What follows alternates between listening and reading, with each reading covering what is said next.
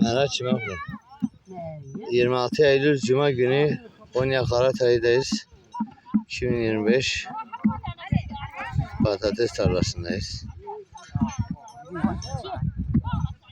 26 saat 12:32.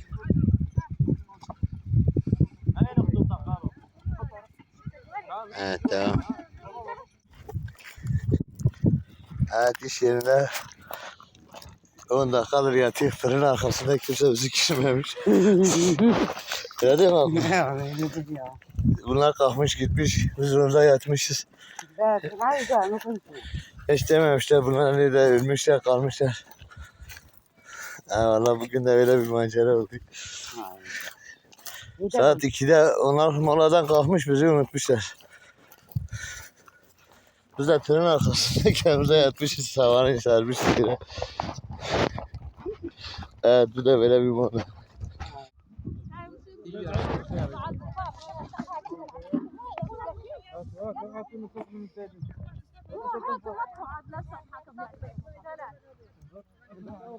برضه بودم برنك خوي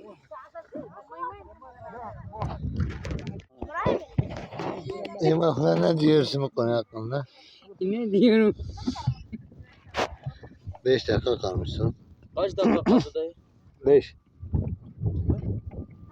Ya 5 dakika bari iftilo minna kızımı taydah ya.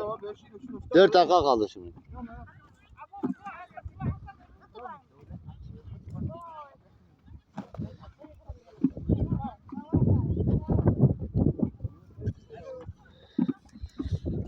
Yasin, Şirin.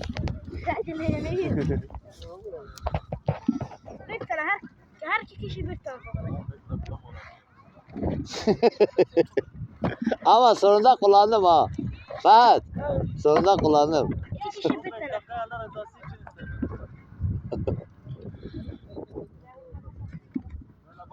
Her iki kişi bir tarafa. Evet, bugün de bitti. Hepsi çavuş. Hepsi çavuş, hepsi eleman. Hepsi aile. Yalla şibab, ukhda ustulut kam damu, yalla khayr damu. Arabanın içi sinek dolmuş.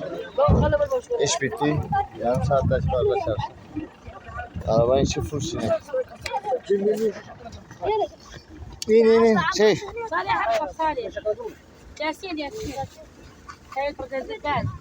Evet, bugün de bitti. Görüşmek üzere.